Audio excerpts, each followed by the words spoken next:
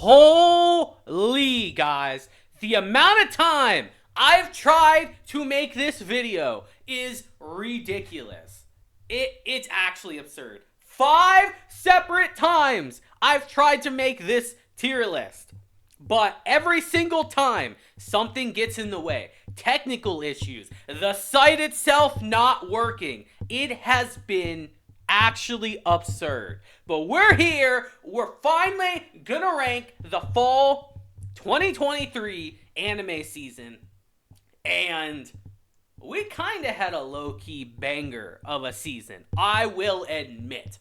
Now, I've tiered this how I feel is appropriate, but let's address the elephant in the room first. And that is the fact that, for one, there's no face cam. Again, guys, part of the technical issues, I tried so many times with face cam. I couldn't do it. I'm sorry. You gotta understand, man. If y'all wanted this video to come out and not suck complete dick, I couldn't have face cam. I'm sorry. But the other one is the fact that there's too much anime. Let's scroll down to the shows I wasn't able to cover this season, cause good freaking lord, it is ridiculous. Now, I know some of you are seeing some shows here like, what, you weren't able to get to that? Regrettably so. But we still have a lot of series, bro. I thought I watched so much anime this season, and I did. I watched so much anime. But I look at what I watched and what I didn't watch, and I'm just like, there's too much anime. There's too much anime each season. This is crazy. Now, I put the series I want to talk about a little bit that I wasn't able to catch at the top. So let's talk about them real quick before we get into the actual tier list, because I do think there's stuff to talk about. First off, Faraway Paladin Season 2. I really wanted to watch this series, but to be honest, I didn't really remember that much of it. So I really needed to go back and watch Season 1 to refresh myself. And guys, I didn't have the time. Like, I had to check out so many other shows that I don't have the time to go back and watch another season of a show before its new season. Like, I probably could have jumped back in, but you guys know how I like to do videos. I like to be thorough as hell. I like to have all the information at hand present to me. And it was just too much. I couldn't. I did not have the time. And it's the exact same thing with The Ancient Magnus's Bride, Season 2, Part 2. This show, man. Especially this one, because I told you guys in my previous review for a previous season when Part 1 came out that I needed to go back and watch Season 1. And I just haven't had the time.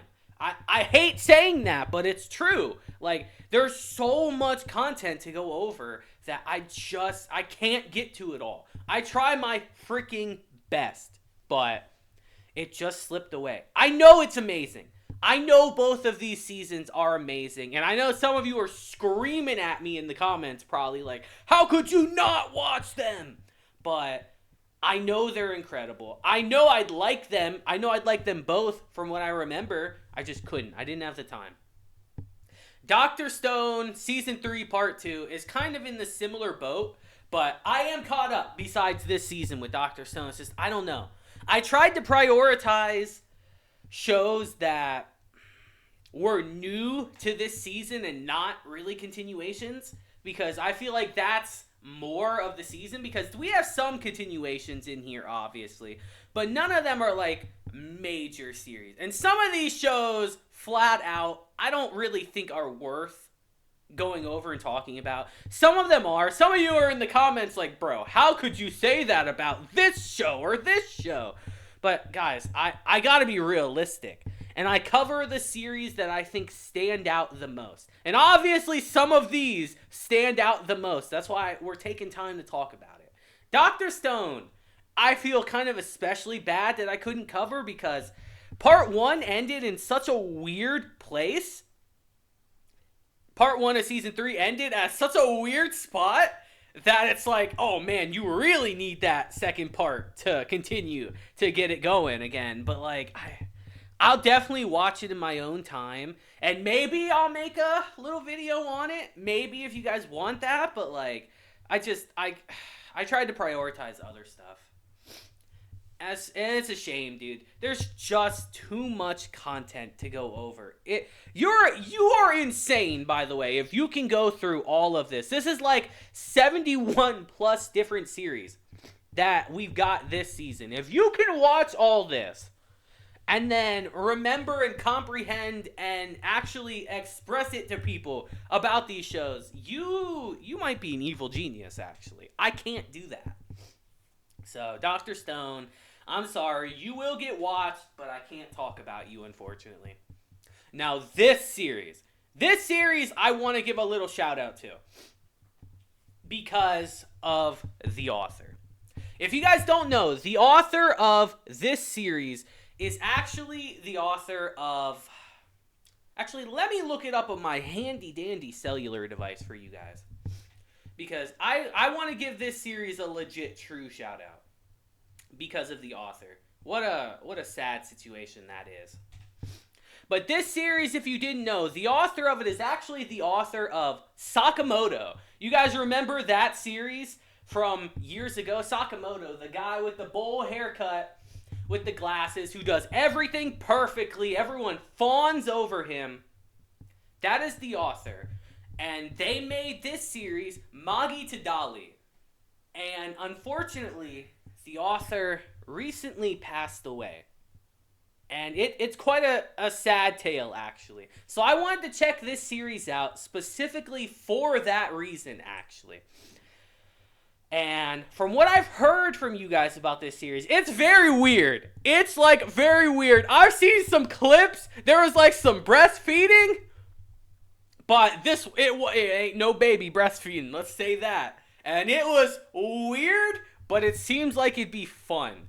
So I will definitely check this out. If it's fun and like legitimately like a fun time, I would probably do a video on it. I just wanted to give a shout out to this because the situation on it is quite sad, unfortunately. And I think it does deserve to be talked about a little bit. Man, Tokyo Revengers. These next three, I got the same opinion on. For one, I've made it very clear to y'all, I don't like Tokyo Revengers.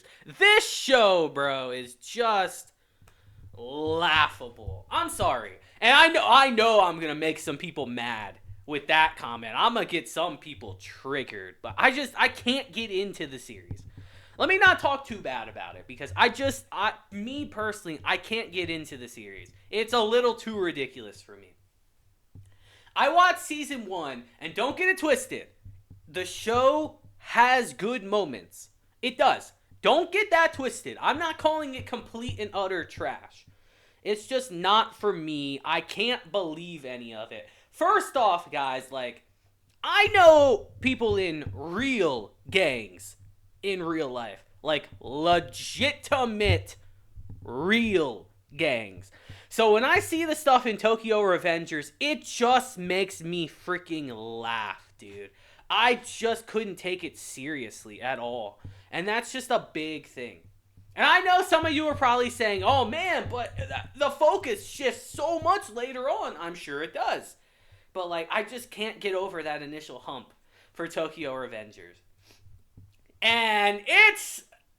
we talk about 7 deadly sins here. What is it, the 7 Nights of the Apocalypse or something? Is that what this is now? Good God, how they killed this series, dude. What a actual shame that has been put upon the 7 deadly sins. How dare they bastardize this series like that? Y'all remember season 1 and 2, right? I sure do. I like them. Season 1 and 2 were pretty good, honestly. The series had momentum. People were thinking it was going to be a big shonen series that when it came around every time, boy, it was going to be great. And people were going to talk about it. Then season 3 came around. And ever since then, the series has been in the toilet, bro. I'm sorry. Manga readers, you might think differently, but anime onlys, this shit is some hot buns, bro. I'm sorry. It's just how it is. It's bad. Definitively bad. And just people are completely turned away from it now. Even if this is good, because I think this is a sequel series to the original, actually, with like their kids, I think. But like, even if it's good, just the series is in the mud now. I don't think it can turn around at this point. And I didn't hear anyone talking about it. And it's just a shame because I really liked the first 2 seasons, honestly. Bro, the second opening for season 1, the pain and the pleasure all come together. There is no reason why. That song is good. I still think about that song from time to time. I like that opening. But just the show itself is just, I'm sorry, it's dead, dude. It's dead. And man, we want to talk about a series they can't keep dead. Fooly Cooley, dude. What is this, the 5th, 6th season at this point? I'm going to tell y'all right now, guys. I'm going to be blunt as fuck. There's only 1 season of Fooly Cooley. Definitively, flat out, there's 1 season, and it ain't this shit. Bro, I've tried. I watched the 2nd and 3rd season of Fooly Cooley. There were some buns. They sucked. They were terrible. I didn't even attempt to watch this one because I saw the animation. They've been experimenting with the animation, by the way. It's just, it ain't good. This show, bro, just let it go, please. We have so many other series that deserve more seasons, yet they keep making more seasons of the perfect one-shot kind of series, which is the original Fooly Cooley. Perfect 6 episodes, man, and they keep making more seasons of it and just running it in the mud. Terrible. Just absolutely terrible. Let it go, please. Now this next one, I'm like very upset about. This is taking a little long. I'll go a little quicker through these. This next one, Forbidden Deductions. This one right here, man. This is one I wanted to check out because I've heard some really good things about this series. But I also know it's getting a 2nd season. So, when the 2nd season comes out, I promise all of you, I will check out Forbidden Deductions because I've legitimately heard good things about this series. I've seen the opening. I think the opening's quite good, actually. And I will definitely check this out when season 2 drops because word of mouth on this series has done wonders and it has definitely piqued my interest. I just didn't have the time. I'm sorry. I just didn't have the time. Same with Dead Mount Death Play season 2 or part 2 of season 1.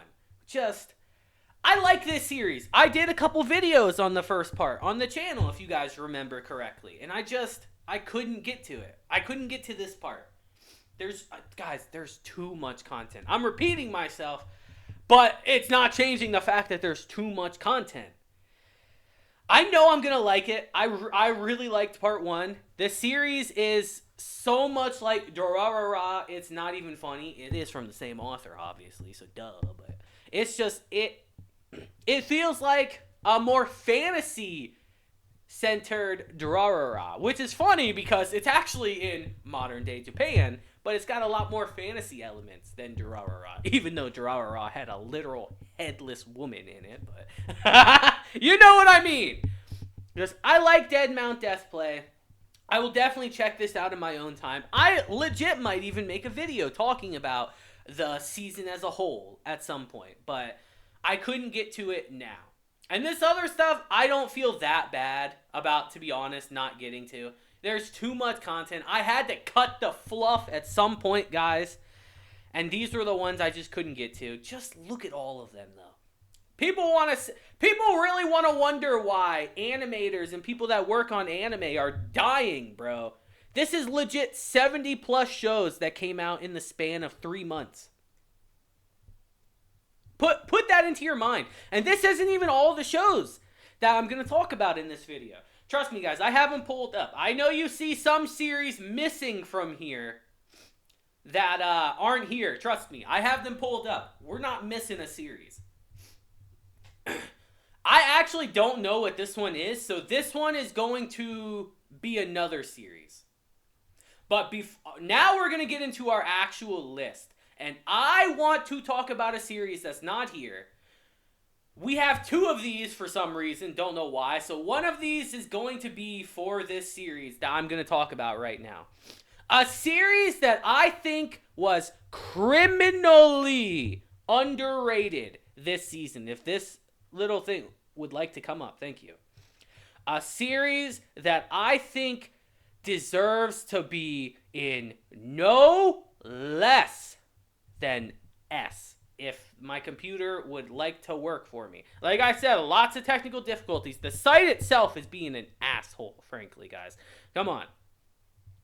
The best, easily. And that show is Pluto. The Netflix show. It's not this one. This one's not going in S, trust me. But since we have 2 of these, this one's going to double as Pluto. Holy crap, guys. Freaking Pluto. The show on Netflix. I'll tell you guys right now. This show wasn't even on my radar. But one of you, that's right, I remembered your comment. One of you at the beginning of this season wrote me a comment and says, you have to check out Pluto. Pluto is fantastic. And I was a little hesitant at first because it's a series based on Astro Boy, which if you guys don't know is like one of the first anime that they made. It's an OG of OG anime.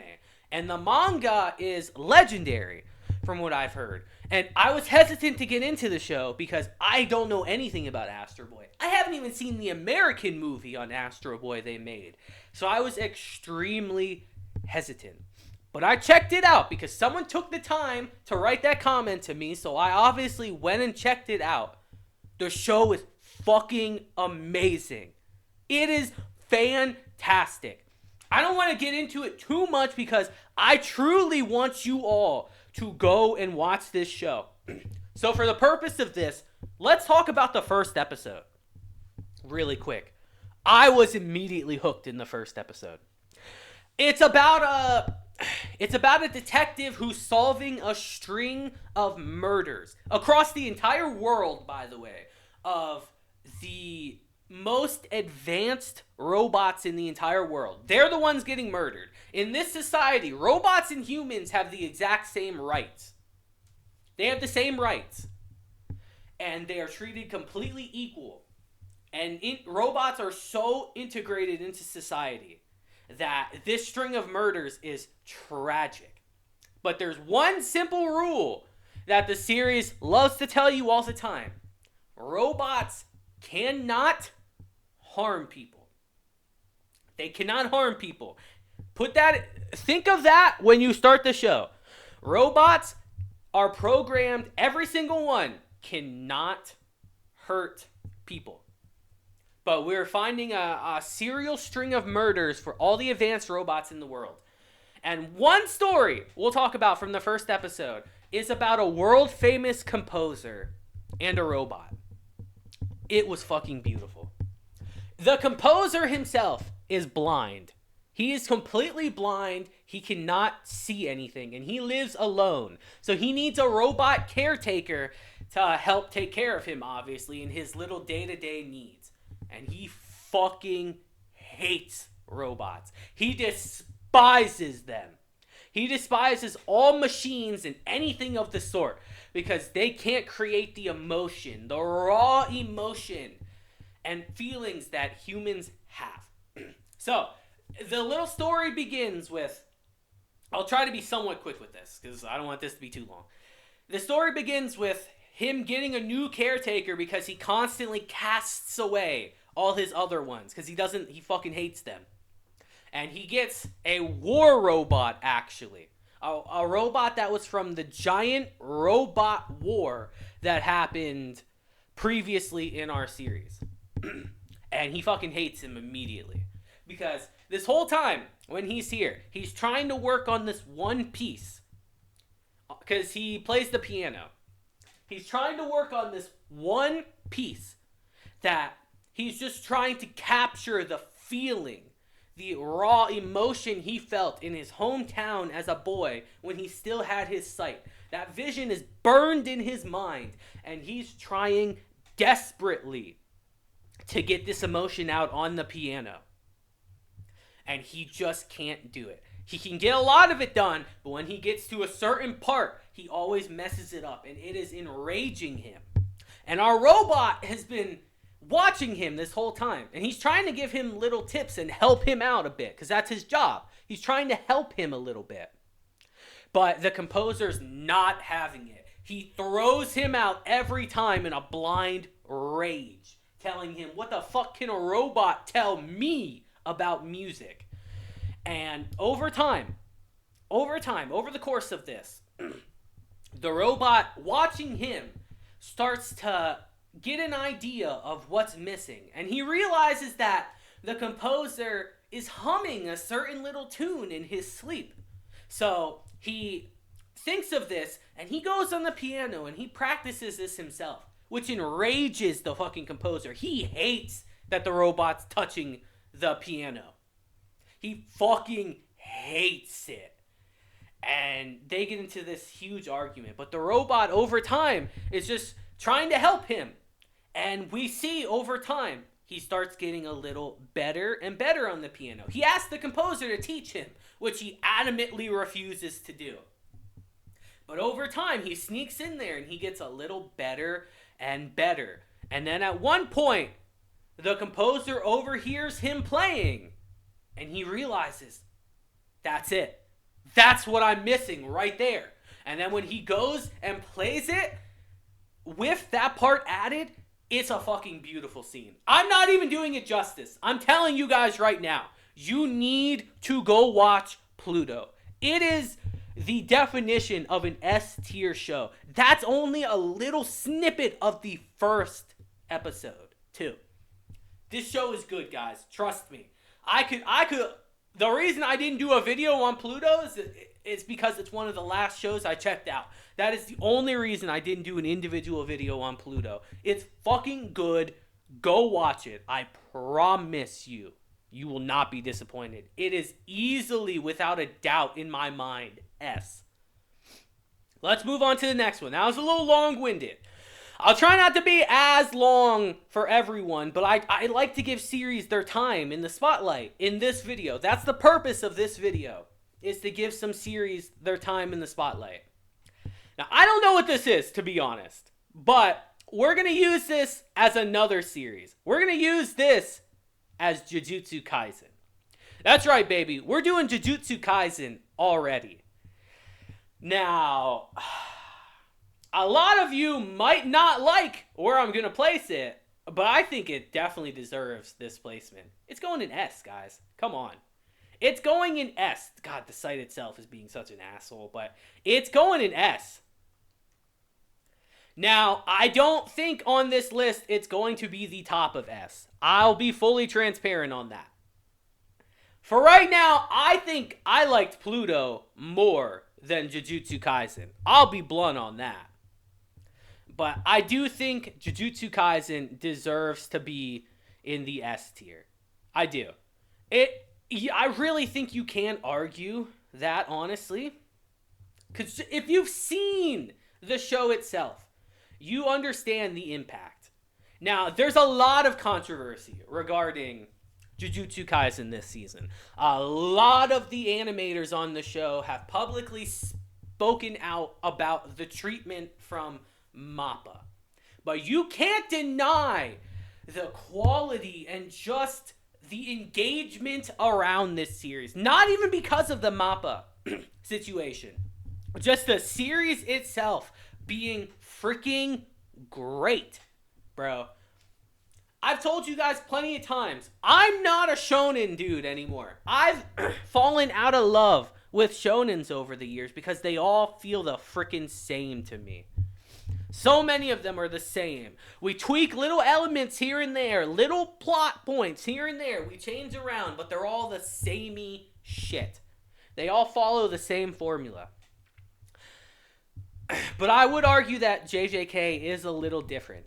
This shows the definition of no plot armor for characters, bro. I absolutely loved it. And I'm going to regret saying this. I think people on Twitter were actually right when they said, oh, just wait for Shibuya, dude. Just wait for Shibuya. Your opinion's going to dramatically change on the series after Shibuya. And those fuckers were right. I'll never admit that again. But in this instance, I think they were right.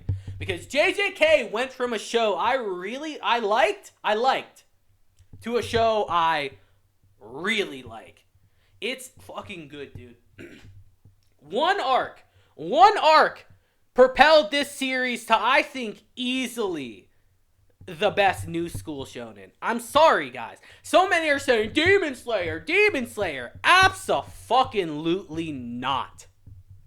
You try to compare Season 3 of Demon Slayer to Season 2 of JJK, you're gonna get laughed out of the fucking room, dude. It's not even remotely close which one was better. I'm sorry, dude.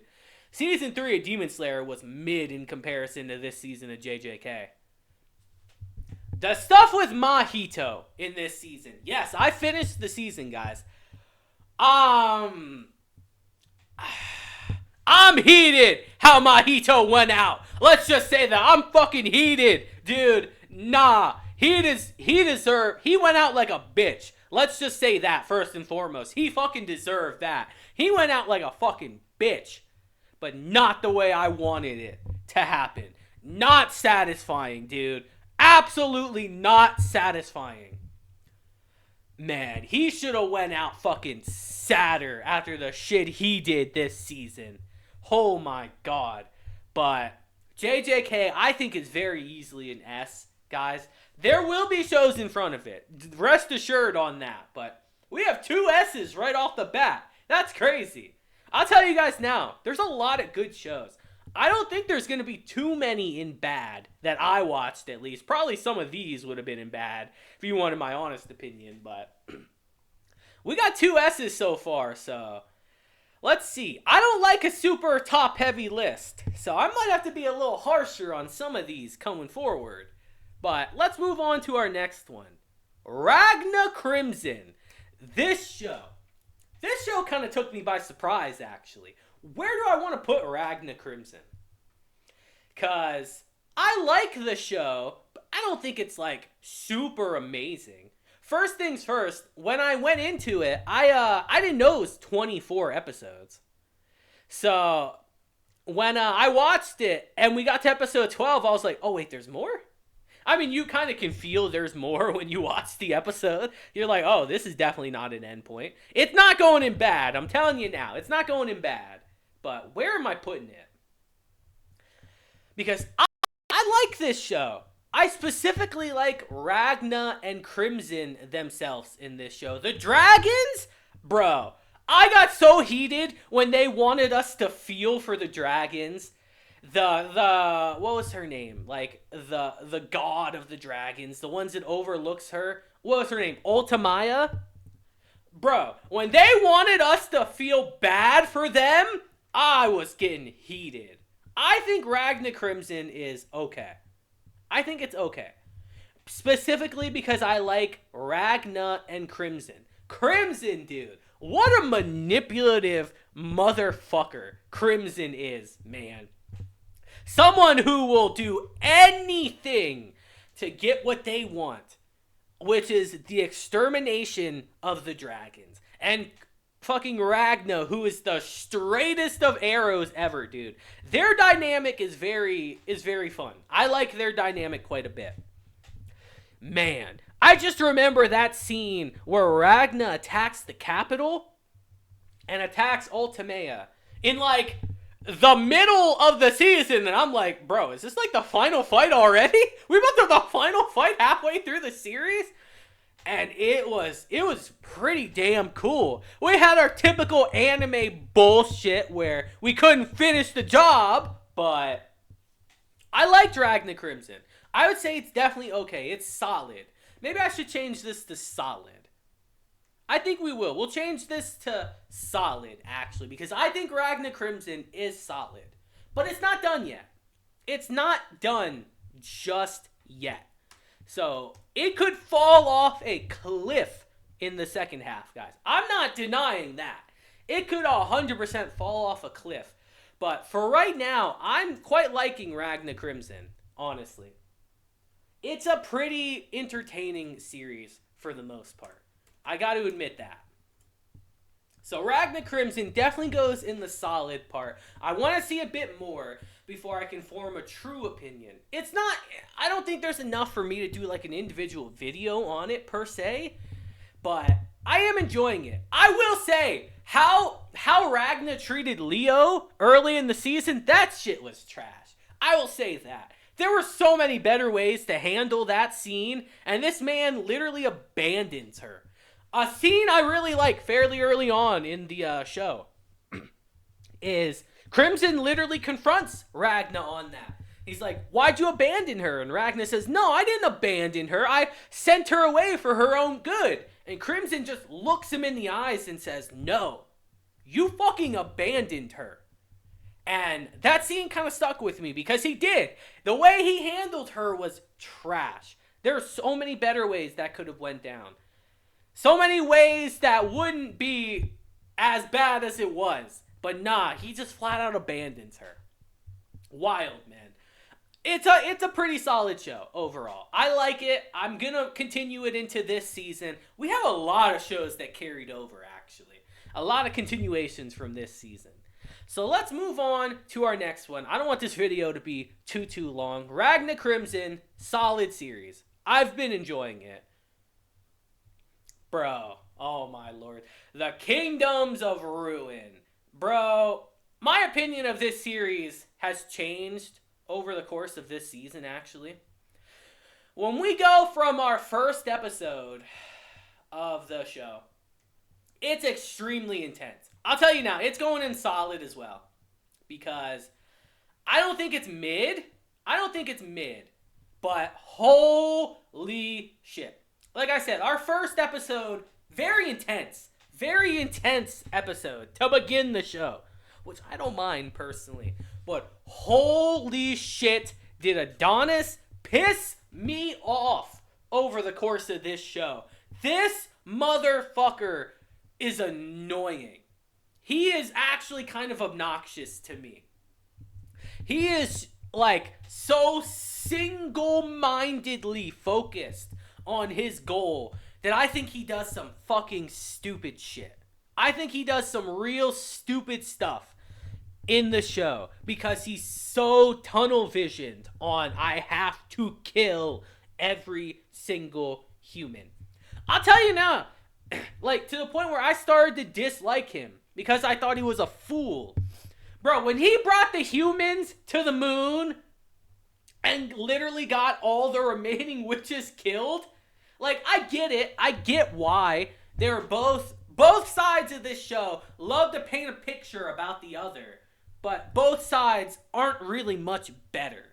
The humans are fucking trash. Let me say that. The humans in this show are dog shit. But the witches really aren't that better.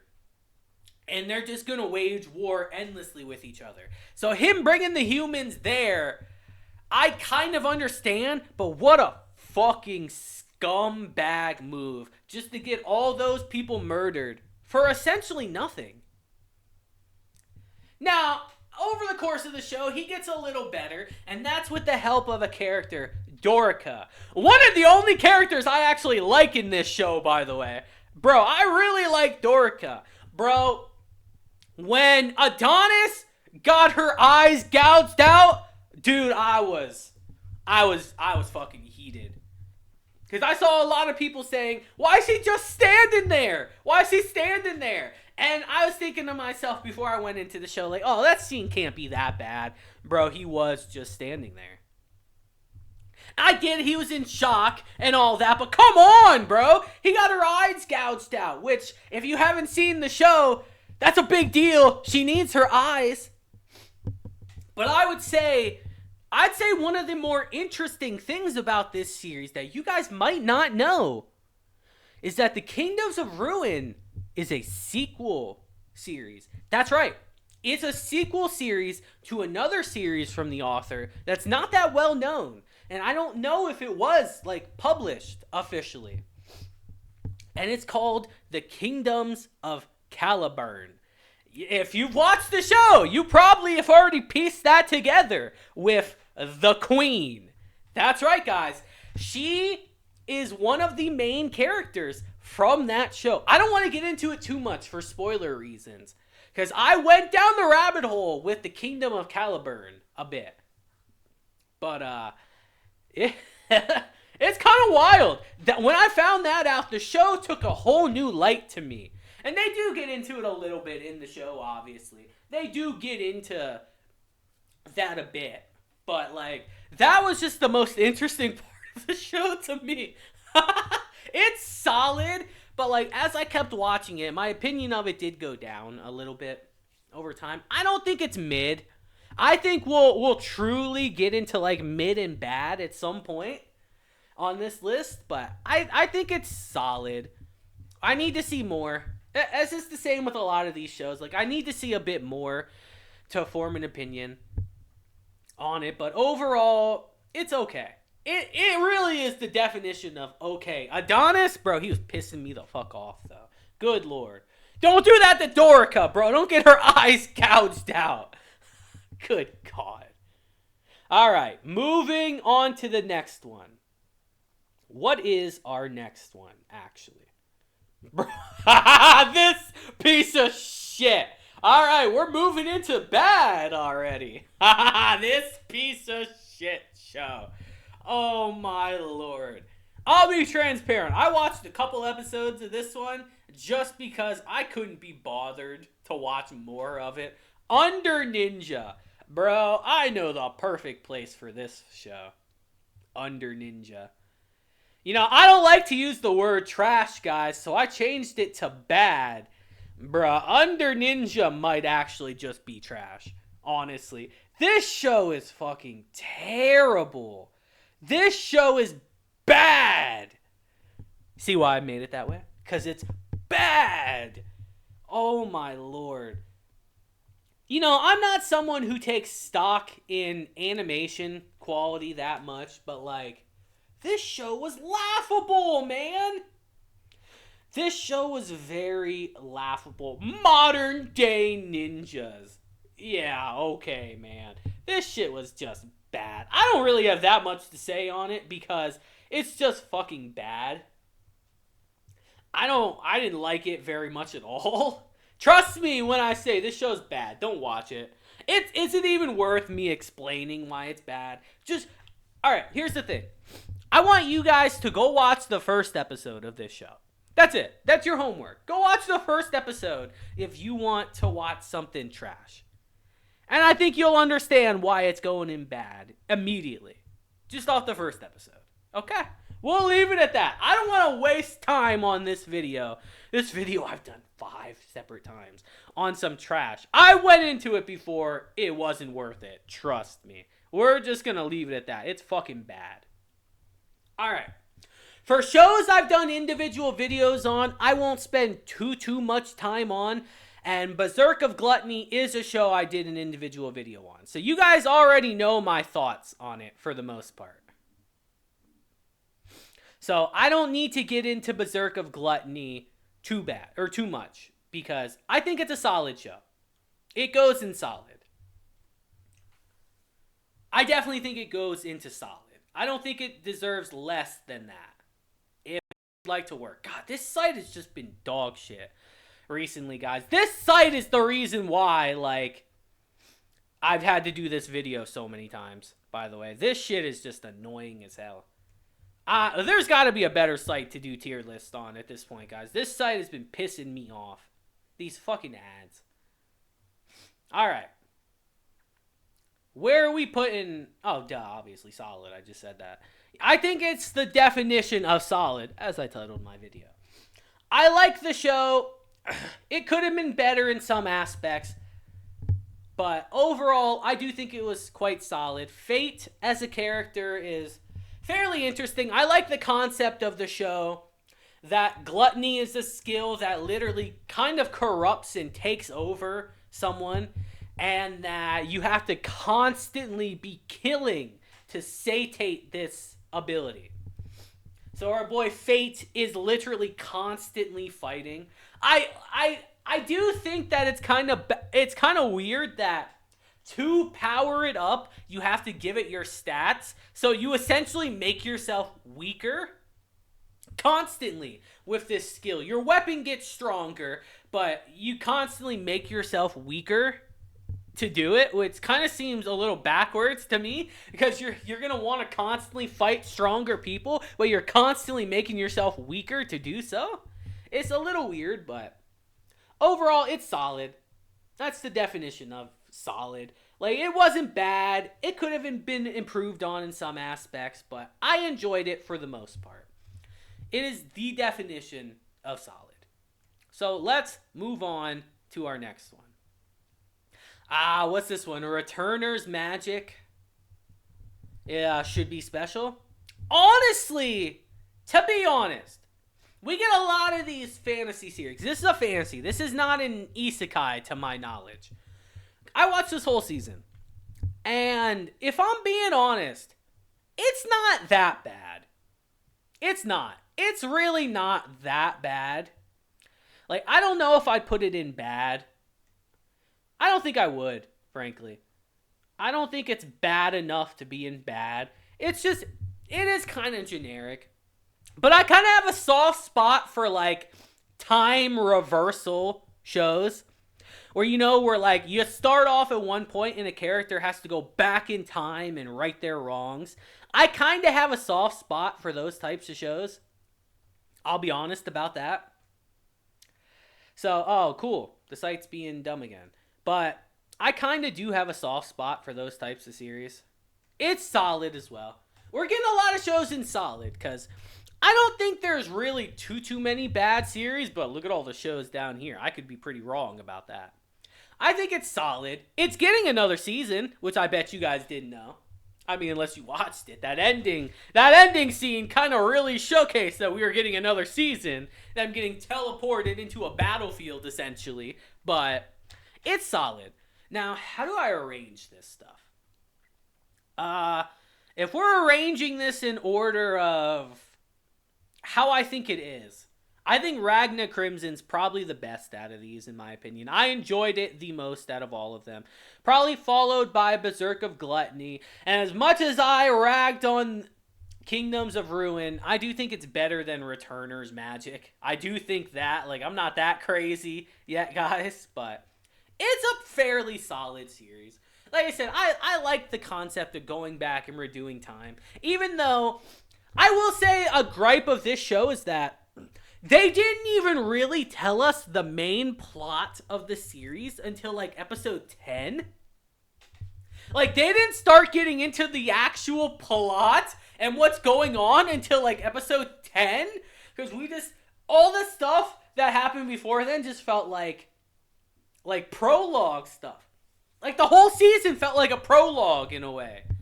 Of our main character, obviously, going back in time, trying to make the people that he lost in his time survive by making them stronger, forming a team together, and just challenging the hierarchy of this academy that is, like, legitimately kind of fucked up.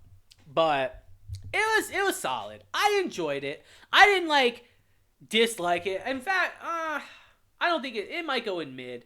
It's mid. It's, like, very middle of the road. But I enjoyed it for the most part. I don't think it's bad, like, Under Ninja. Don't get that twisted. That shit is bad, bro. But it's okay. It is okay. Some people think that mid means bad. Mid is literally short for middle. Middle of the road. And that is where I think Returner's Magic definitely is. Not trash, but not solid. Solid's the type of show I would recommend to someone. Solid is the type of show that I would recommend to someone and say, hey, you might like this if you like this genre. Mid is something where it's like, hey, if you're a connoisseur of the mid, you might like this show. But if you're like a normal person, you probably watch an episode and think, not for me. So let's leave it at that. I think I saw what our next one was. Oh, bro, this show. Oh, man, this show. The grooming show. Man, this series. This series isn't as bad as people made it out to seem. I don't know if it's good, though. I don't know if it's good, per se, though. Does it stay in bad? Does this series stay in bad? That's a really good question. Hold on. I'm trying to pull up the name.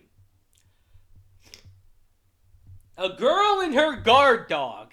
Judging from that name, I think you guys kind of understand this series. But it's about the daughter of a Yakuza boss and her, one of the members who goes around and guards her. You know, a lot of people are saying, yeah, this is a grooming series. And I went into it like, no, there's no way this is a grooming series. Japan wouldn't do something like that. Bro, this shit is legit grooming. This is actually grooming. Because he's raised her, he's helped raise her and protect her and guard her since she was a child. And she's a teenager now. And they are developing feelings for each other, even though I'd argue he's had these feelings. And it's just, it feels weird to watch. That's really the definitive thing I can say. Like, the show itself isn't bad in what they're doing. It just feels weird to watch when you have that in the back of your mind. I didn't like it. It kind of made me feel a little uncomfortable because I could never get that out of my head that, yeah, this is kind of grooming in a way. It's just, I don't know, man. Like, I don't really have too many positive things to say. Like, he really cares about her. It's not like it's some fucking sick, perverted series. Like, he does care about her quite a bit, obviously. And he protects her from some nasty stuff. Oh, cool, Sight. Thanks. But it's just, it's uncomfortable. Flat out, it's just kind of an uncomfortable show when you have that in your mind. So, I think I will put it in bad. I could see some pushback from you guys on this, but I don't know. I didn't overly like it too much, to be honest. I don't think it's mid. I think it is below average. Just because I couldn't get past that. With me personally. Some of you guys might put it in mid or even solid. I don't think it can go in pretty good. But damn, we haven't had any in pretty good so far, huh? That'll change soon. That will change soon for sure. Let's move on. I don't have too much to say about this series. It's weird. It made me feel uncomfortable. Let's leave it at that. Here we go. The perfect show for pretty good. Undead Unluck. Yeah, this is going in pretty good, guys. I like Undead Unluck quite a bit, actually.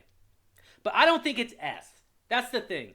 I like it a lot, but it's not an S tier show. Not yet.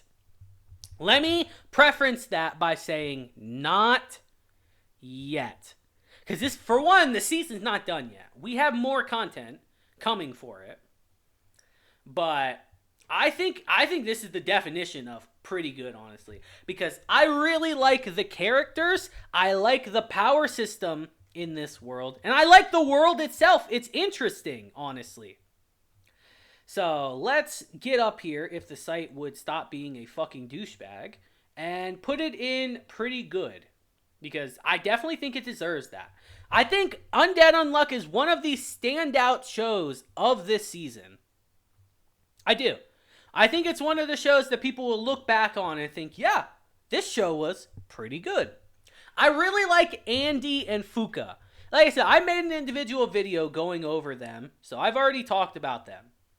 But I do quite like Andy and Fuka in this series. I like their relationship. Some could argue that it's a little weird, but I don't really think it is because of how Fuka is as a character. You know? Like, Fuka has constantly pushed everyone away her entire life because of her ability. So, when someone like Andy comes in, who can't die, no matter how hard he tries, and it can be there for Fuka, can be someone she can physically touch and not have to worry about killing, I think is kind of nice, honestly. I like their relationship quite a bit.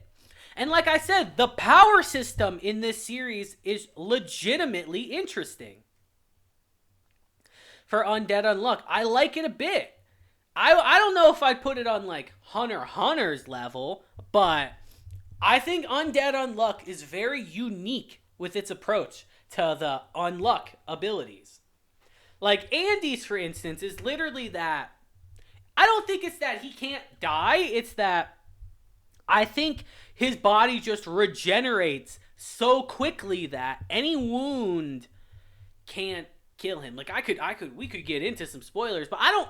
This point of this video isn't to spoil. It's to give my opinion on a series and to recommend it to you guys. And I definitely think if you have not seen Undead Unluck, you should watch it. I think it's good, and I think it stands out among shonens from a lot of shows we have nowadays, because a lot of them feel the same. And Undead Unluck, again, like I've been saying, is unique in its approach, and I quite like it. It is the definition of pretty good, and I can't wait to continue it, honestly. I'm very excited to continue the show, because I'm going to enjoy it quite a bit. And I know you guys are too. I did see a lot of discussion around Undead Unluck this season. Manga readers, I think you were right.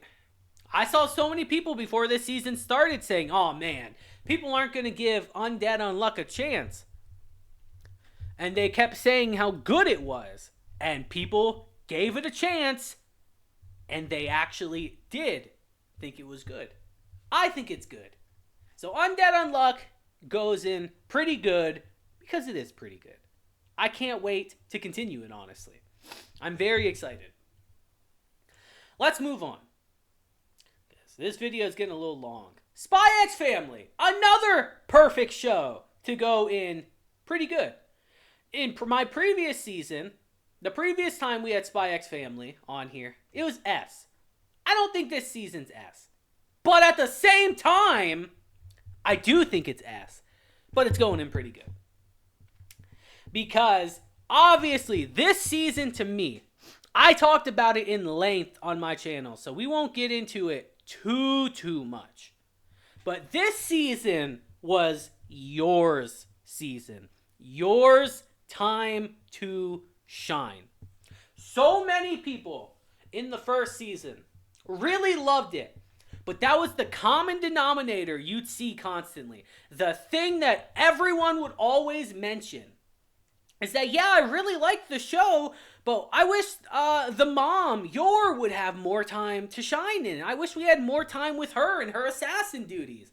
Well, they heard y'all, and season 2, we really get into Garden and all that, all the information regarding that, just how their assassin organization works, and we even got to see Yor go on a mission, and it was fucking great. I think I liked Spy X Family Season 2 more than Undead Unluck, actually.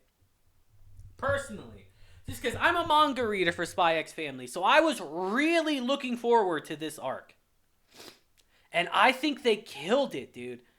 I don't know. I don't think you guys understand how much I loved seeing people love this season of Spy X Family more than the first one. I saw a lot of people saying that this season was better than the first one. And I don't know if I would completely agree with that, but like, come on, Sight. I don't know if I completely agree with that because I think the intro season was good. But Yor's arc in season 2 was so freaking good, guys. They knocked it out the park. And they made Yor people's favorite character in this show. And it just made me so happy to see one of the best characters in the show get her time to shine, be in the spotlight. And it made me fucking happy. I loved it. Spy X Family, well, I don't think will ever be lower than our A/pretty good rank here on these lists. Because Spy X Family is just a good series. Flat out. Definitively. Just a great series, actually. Not good. Great series. That just is wholesome and about family. Now, some of y'all might find that corny or fucking lame or boring. Guess what? You're boring if you think that. We need shows like this, especially nowadays, where family is so devalued and looked down upon. Some people consider having a family a bad thing nowadays. What fucking world do we live in where having a family is a bad thing? And I love that Spy X Family shows that no, having a family is a beautiful thing and can bring out the best in you. And Spy X Family encapsulates that perfectly. It's going in A. I don't think it goes into S because there were slower moments. Obviously, they're fun moments that I quite enjoyed, but some people aren't going to enjoy, like, oh, you know, Becky going gaga over Lloyd, or frickin' you're helping Frankie find a cat and all that. You know what I mean? Like, people aren't going to absolutely love that stuff, but the Your arc was so fucking good. One of my favorite times going through this season was watching Yours arc. I'll tell you that now. It was fucking great. Spy X Family, pretty good. Don't have too much more to say on it. I mean, I do, but I don't want this to be too damn long. Come on now. Especially with the site messing up. Let me not push my luck. Alrighty. Moving on to the next one. If the page would let me. Because, boy, this site is being a piece of shit. You guys can see why this video took 5 times. I've had the site flat out just crash on me multiple times, guys. Shy. Okay, let's talk about Shy. I'm fine to talk about Shy. I saw some people saying they didn't like this show. Bro, I really like this show. I really like this series, but I think I know where I'm going to put it. I do think I know where I'm going to put it if the fucking site would stop being stupid. This is crazy, guys. We got to find a better site than Tier List Maker at some point, but I think I know exactly where I want to put Shy. I think Shy is going in solid, but I think I'm going to put it at the top of solid for me personally. Because, man, I really like the messaging in this series. This show is the definition of heart. Literally. Because their powers literally revolve around their heart. So this show has so much heart in it. So much little charm. I just found myself really enjoying it. So much, actually. But I do think it's solid. I don't think it's like amazing or anything. I think it is solid. Because the animation, while good in some scenes, is a little weird in others. You know, like, some of the stuff I didn't exactly love. But I think Shy is the definition of, like, top of solid, borderline pretty damn... Actually, you know what? Do I put it in pretty good? Maybe I do put it in pretty good. I liked Shy, actually. I'm thinking about it like, did I enjoy Shy more than Ragna Crimson? I think so. Did I enjoy it more than Berserk of Gluttony? I think so. And I did enjoy it more than Kingdoms of Ruin. Because that show's so edgy, dude. Now that I'm thinking about it, it's edgy. I did not enjoy it more than Undead Unluck and Spy X Family. But I liked Shy. One scene in particular that really stuck with me in this series was pretty early on, actually, in episode 2, when Shy is trying to help one of her friends who's been corrupted by our villain of the series. And we get a flashback to a conversation with her grandfather. And she asks him, Grandpa, why do people help people when it doesn't help anything? And he sits her down and he tells her that, you know, people help people because they form bonds with them. They form connections with them.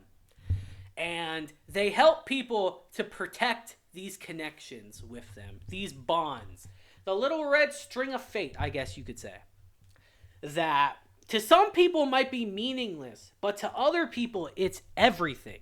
Another series that I think captures that messaging quite well this season is Freerin. That bonds, your connections with people, are what's worth fighting for, what's worth sacrificing your life for. And that scene just really stuck with me. And it's just, over the course of the show, you see that on full display in Shy. I really liked it. It's a very endearing show, you know? I really like, what was her actual name? Taru? I really like her. She's adorable. I think she's actually adorable. Because as the name suggests, she's really shy and socially awkward. And it was just kind of fun to see her and her one friend that she rescued, who's the complete opposite of her, by the way, just interact with each other. That was quite cute. I'm not too jaded to where I can't enjoy that kind of stuff from time to time, guys. It was adorable. The messaging in the show was good. The opening was great. Dude, anytime Minda Ryan does an opening, bro, I'm here for it. It's like, she's great. That opening was great. Shiny Girl, I think it was called. Fucking great. I enjoyed it quite a bit. Shy's in pretty good. I've made up my mind. Let's move on to the next one, man. Shy just puts me in a good mood, frankly, watching it. It's the type of show I watched and I was smiling a lot. Just frankly, I'd catch myself smiling. It's pretty good, honestly. I don't understand why people thought it wasn't that good, personally. I don't get it, but like, I don't know. Maybe I'm not up to the times, but I enjoyed Shy. Moving on to our next one. Well, if this isn't just one of the easiest S's, oh, dude. Man, I've made a couple videos gushing over 100 girlfriends, guys. But this show's fucking great. Flat out, definitively great. I won't go into too much because I have a full dedicated video. A full 20-minute video, basically. Just telling you guys how much I love this show. Exactly why I love this show. And it's the same for a bunch of reasons on this list, actually. Characters, man. The characters are great. This show is a fucking parody. A complete and utter parody that should not work. But it works because the characters in it are great. The show is funny as hell. And it's got heart. It's got heart just like Shy, but in a different way. It's very earnest and straightforward. And I very much like that. Damn, do I put it? Objectively, I'm going to put it above JJK. I enjoyed it more. And I saw a lot more people. Well, let me not say that. There's so much fucking talk around JJK, actually. Not even including the Mappa stuff. This might be wrong. I might be wrong. Because this is, remember guys, this is Jujutsu Kaisen. This is Pluto. It's not this show or whatever this show is. This is Pluto and this is Jujutsu Kaisen. I just didn't have them down there. These are the placeholders. I can't put it above Pluto. Pluto is that freaking good. But if we're talking about my enjoyment personally, I enjoyed 100 Girlfriends.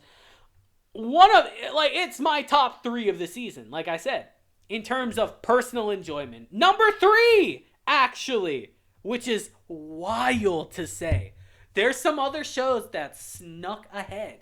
You might know one of them, but you're not going to know another one. 100 Girlfriends, incredible. Rentaro, fucking Chad of Chad's main character. How a main character in these types of shows should be. Not a fucking pussy, man. Actually, legitimately listens to all the girlfriend's needs and addresses them accordingly. He doesn't shy away like, oh, I can't do this, man. Like, oh, I can't do that. That's bad. Nah, fuck that. Rentaro says, Fuck that. Hold my beer. I'm here. I love Rentaro. Rentaro is my favorite character in this show, as I talked about in my one video, dude. Oh, man, I really went into it. I don't normally do this, but if y'all want like an extensive review of 100 Girlfriends, go check out one of my latest videos. I go in on the show on why it's great. It easily deserves S. It is easily one of the best shows of this season. It's not even close, dude. I think our top shows of the season, there's like a tier, and then there's like a couple tiers under. Like, don't get it twisted. I love Spy X Family, but I do think the shows in S are significantly better this time around. And 100 Girlfriends is one of the tops, easily. If you don't think this is S, where the fuck is your sense of humor, dude? Go touch some grass outside. Go talk to some people. Go find a couple girlfriends yourself. 100 Girlfriends is freaking great and doesn't deserve less than S, dude. This show is amazing. I love that they immediately just announced season 2. Hell, they ended the show showing the girlfriends that are gonna be in season 2. If that isn't just great, I don't know what is. They knew they had a banger on their hands with 100 Girlfriends. They're like, we don't need to announce another season. We're just going to show everyone that, yeah, you're getting another season. We know you're going to love it. And it's going to be great, guys. Trust me. Just because we get other girlfriends does not mean that our previous girlfriends will get left to the wayside. I want you guys to realize that going forward. All of them will get their time and their moments. Obviously, some characters are going to get more screen time than others, but everyone gets their little moments. I want you guys to remember that. So if that was a concern of yours, don't worry about it. 100 Girlfriends, S, easily, no question. You disagree, we're fighting in the comments because you're wrong. You're just wrong. All right. Moving on. Oh, this show. This series. Another villainous show, guys. Oh, boy. But with a twist. With a twist. The M. Night Shyamalan twist. Oh, man. What was the exact name of this one again? Bro, these shows all feel the fucking same to me. But I watched it. I watched this one. I'm in love with the villainess. Yep. Just off that title alone, baby, you can understand. We don't got Yuri bait this time. There's no bait. Unless it's that other kind of bait, if you know what I mean. Hey, some people probably did, unfortunately. But no, there's no Yuri bait in this show. It's flat out Yuri, baby. This time around. Because our main character... I only watched a couple episodes because I don't like these types of series. I'll be fully transparent. I only watched a couple episodes of this one. But, bro, it's just the same shit, man. This is going in mid. I'm telling y'all right now, this is mid as fuck. This is the definition of mid as fuck. Dude, I like the generic isekais more than I like these shows, to be honest. I find more enjoyment out of those than I do these types of shows. This shit is mid. It's going under Returner's Magic, by the way. And I think it deserves it there. It's nothing special. It doesn't stand out. This is no Ray Liotta. Ray Liotta apparently is like the gold standard for how I like these types of shows, dude. Because that's the only one I've actually enjoyed watching. This show is the definition of mid as fuck, man. Just about a burned out office worker, but this time she's a girl who gets put into her favorite Atomi game. Oh my god, where have we heard this one before, guys? And guess what? She starts working for the villainess. Ho ho ho. But she's in love with her, and she spends the whole show trying to win her over. It's not for me. If you like these kind of shows, you might actually love this show. You might think it's pretty good or easily top tier. If you think that last one, I think you're fucking crazy. But It's mid, bro. It's so mid. These shows are so mid. God damn. Like, literally, I truly like our generic-ass isekais more than these shows. These feel more generic to me nowadays because they're literally the same premise recycled. At least the isekais try to change it up. We got a goddamn pig for a main character this season, for crying out loud. They try to change it up. This shit does the littlest variations possible. What is the deal with the Atomi games, by the way? Is that just like a humongous craze with like a lot of females in Japan that they love these Atomi games? Bro, I'm so fucking sick of it. It's mid, dude. It's mid. You like Yuri, you'll like this show. You like scissoring and all that. That's not in the show. Or is it? But it's mid, bro. Don't waste your time. Again, if you like it, if you like these types of shows, you'll probably like this one. It's in the same vein. It's not any better than anything else. It's mid as hell, dude. I don't got much more to say about it. It's just, no. I'm sorry. It's not that great. It's definitely not for me. That's the big takeaway I can say for these shows, is that they're not for me. They're not my thing. For one, I'm not a big fan of Yuri in general. But okay, I promised you guys we'd get into this one a bit. And we're going to. Shield Hero Season 3. Now, I feel like I let y'all down a little bit this season when it comes to Shield Hero. I'm going to be honest with you. I feel like I let you down a bit. Because I was covering Shield Hero on the channel, but then I stopped. And it's not because I dislike the show or I thought it was really bad or something, guys. It's just everything kept going wrong every time I tried to do Shield Hero reviews. Either something would come up in my personal life, or just my computer would be weird, or just something. There's always something that got in the way every time I tried to do Shield Hero. And then eventually I just got like 4 or 5 episodes behind, and it was like, fuck, I can't really catch up in a good way that would satisfy you guys.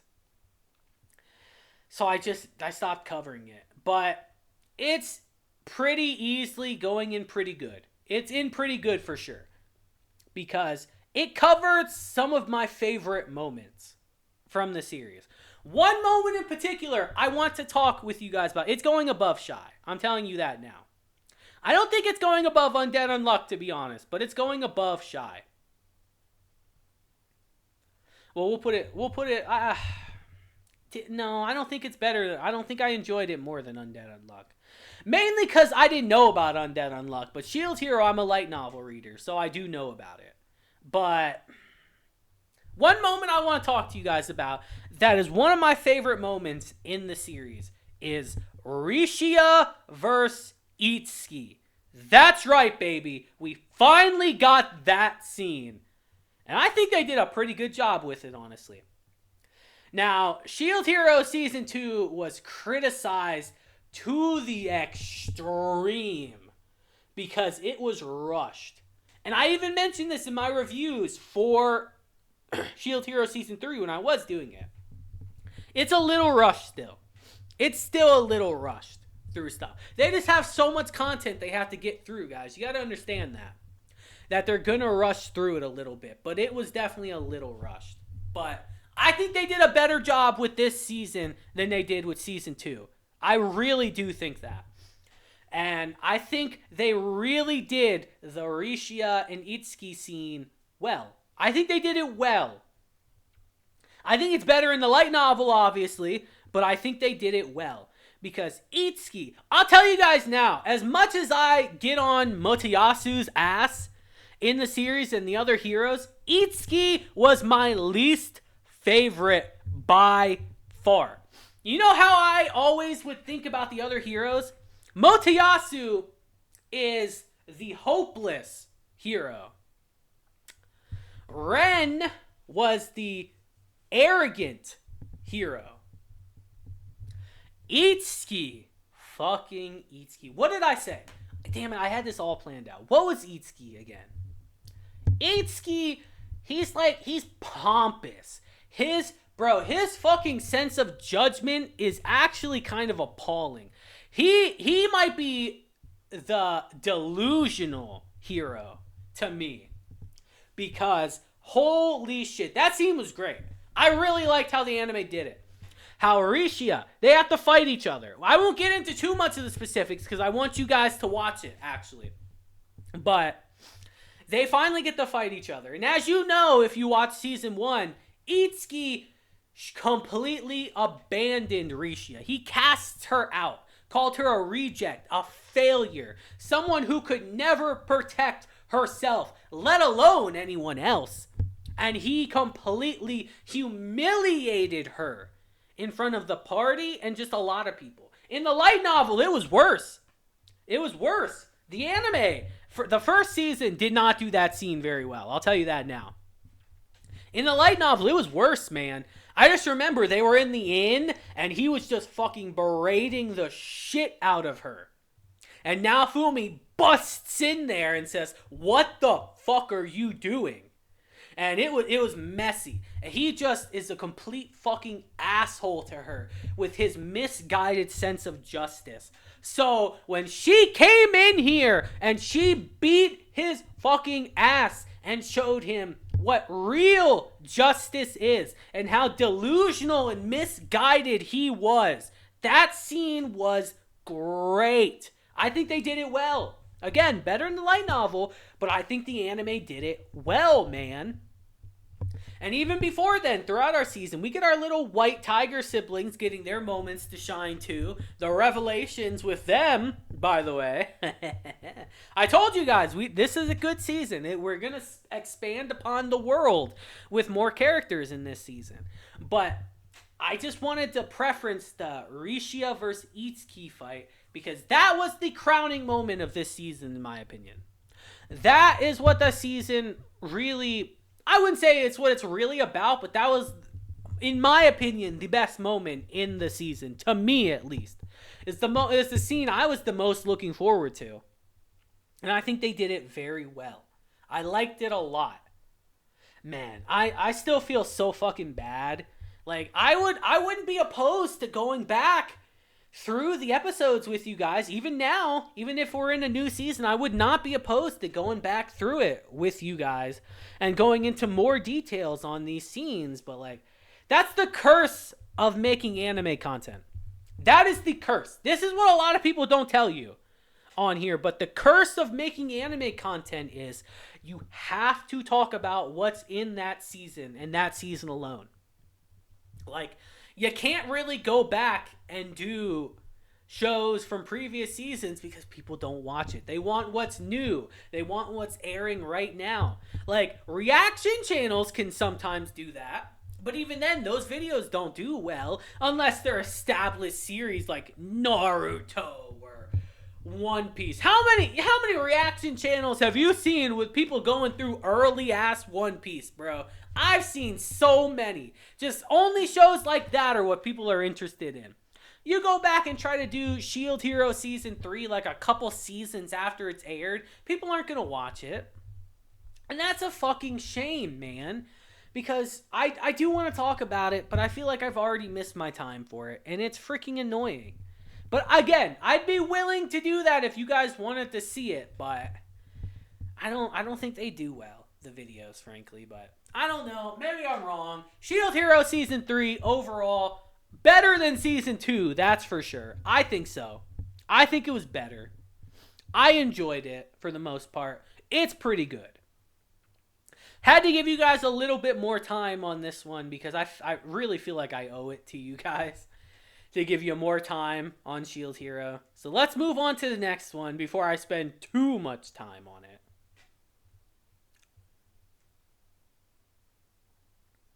Oh, this one, Shut-In Vampire.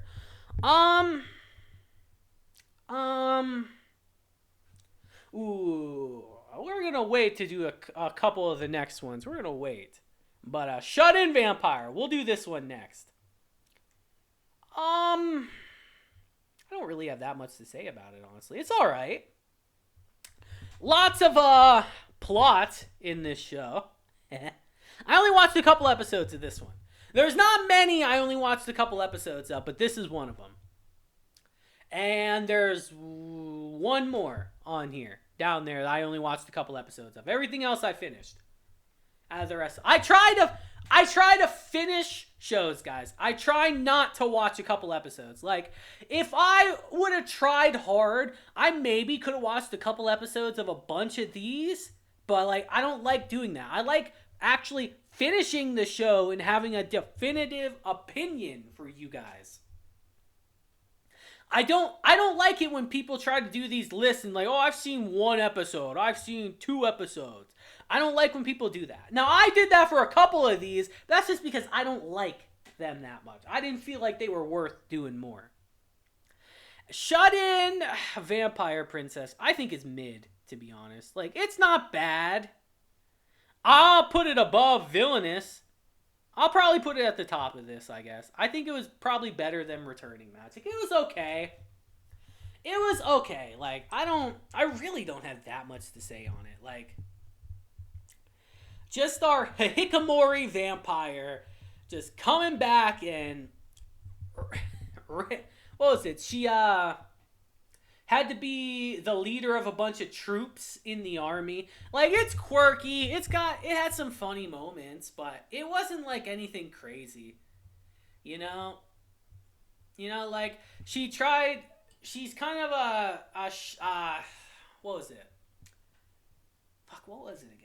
This is one I watched early on in the season. Now I'm trying to remember what the fuck happened. To be honest, I'm kind of blanking on this one. I believe like her family had high expectations of her early on, and she just couldn't meet them, and that's why she became a Hikikomori, which is a shut-in. And it's just, I don't know. I really don't have that much to say about this show, honestly. I remember not that much, frankly, to be perfectly honest with you. I just remember thinking, this is okay. I would probably put it on... I was going to say, I'd put it on the level of I'm in love with the Villainous, but it's better than that. I flat out didn't like this show. I only watched a couple episodes of this show intentionally because I didn't want to watch more. I could see myself finishing this show, maybe. Maybe if I'm in like a mood for something that's not too serious and all that. But I don't know. Some of you are saying, well, that's not very telling at all. You're not really telling us shit. Because I don't really remember shit from it, guys. To be perfectly honest with you. So we're going to put it in mid. It's probably mid from what I'm remembering. This might be the worst take out of all of these, honestly, because I really don't remember much. And when I watched early on and didn't have that big of an impression on me. So, yeah, it's going in mid. We'll leave it at that. I don't have too much to say. I don't have too much to say. We're waiting on the next one. We're going to wait on this. Let's change these around a little bit. We're going to wait on a couple of these. Let's talk about Excalibur, Demon King of Excalibur Academy. Let's talk about this show. I made a video on this show, guys. Holy dude. This show makes me mad. This series makes me mad, actually. For the simple fact that this concept is so easy to do. Let me say that again. Oh, well, my computer's being dumb, by the way. This concept is so easy to nail. You know what you have to do for these types of shows? You make a main character, the Demon Lord. You make him badass. You make bitches fawn all over him, which does happen in this show, but it's weird because he's a child in this show. And you make him cool as hell. You make the action scenes decent, because that's usually what we get in from these types of shows. Decent. They're not typically great. They're decent. This shit is bad. Damn, is it worse than Villainous though? You can go in mid. You're the definition. No, not you. We don't want you. I didn't even watch you. Is it worse than Villainous? Honestly, this shit's going in bad. I'm thinking of this like, as much as I didn't like this show, I liked it more than fucking Villainous. I really disliked that show. I think this is the definition of mid. It's going in the back of mid. I couldn't get into it, dude. How do you fumble the easiest concept ever, bro? They couldn't follow the homework. They got so much homework to copy off of from people, guys. So much shit. And they couldn't even do that right. It's not good. The main character is fucking boring. He's lame. How do you make a reincarnated demon lord who's supposed to be immensely powerful? How do you make him lame? Oh, I went into this one in my video. I'm not going to talk about it too much for y'all. It's fucking mid as hell.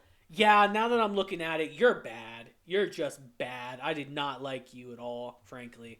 Mid as fuck. Don't have too much to say. You want a more in-depth opinion on it, go watch my video. Fucking the definition of mid. What did I put on my thumbnail or my title? Basic and below average. But in this instance, we'll put it in mid because it's not as bad as these shows. It's not. Yeah, the bottom of mid feels perfect for, what was it, the Demon King of Excalibur Academy? Shit, man.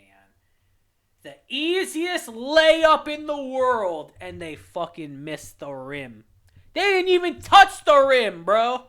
They're half court trying to do a layup with this show. Like, good lord. All right, let's move on. Let's go to the pig one. Let's go to our pig series.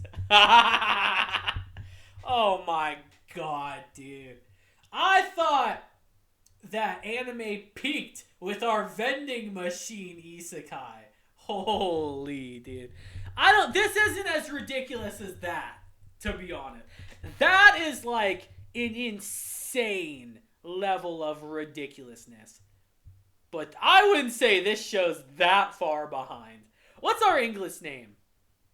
Butariba, the story of a man who turned into a pig. That should tell you all you need to know about this series. What a fucking ridiculous show. It's bad, guys. Come on. I put vending machine in S ironically. I gotta be a little more serious on this one. This shit's bad. It's bad. It goes in bad. Let's be honest. It's not good. It was boring, dude. It was boring. About, oh man, an otaku who died? Bro, this fucker died eating raw pig in the real life, and he gets reincarnated into a pig. That's kind of funny, actually. That's a little funny, if not incredibly fucking sad.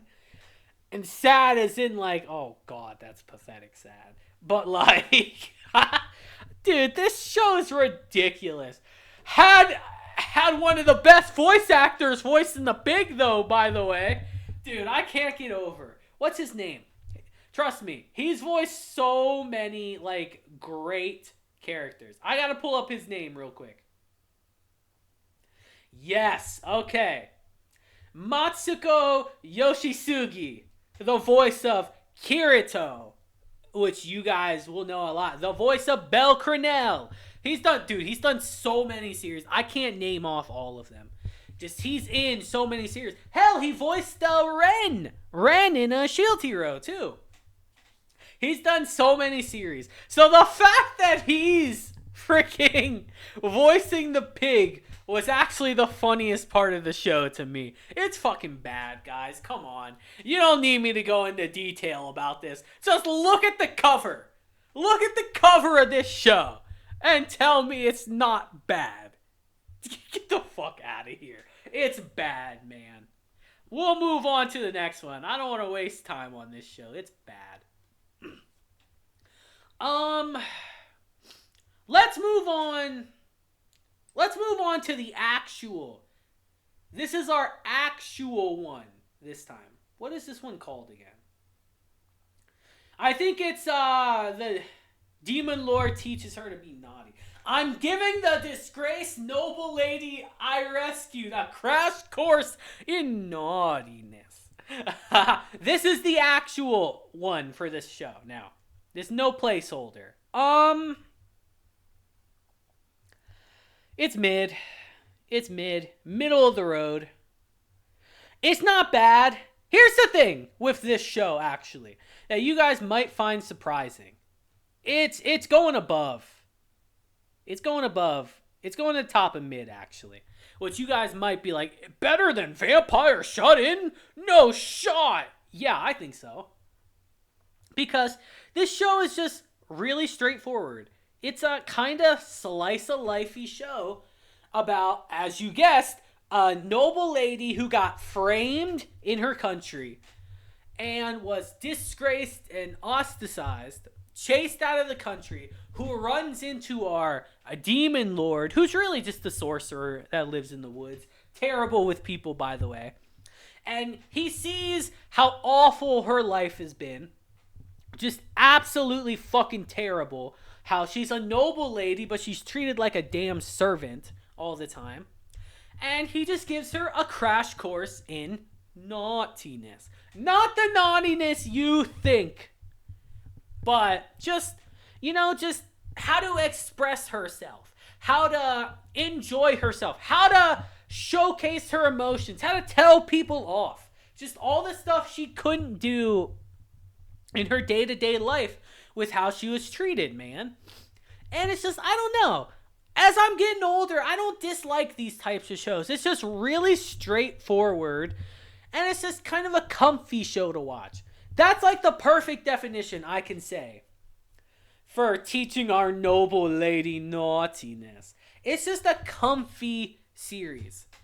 I really like the fact that they had Yours voice actress as the main female character too. I like that fact. But it's just comfy, man. It's a feel-good show.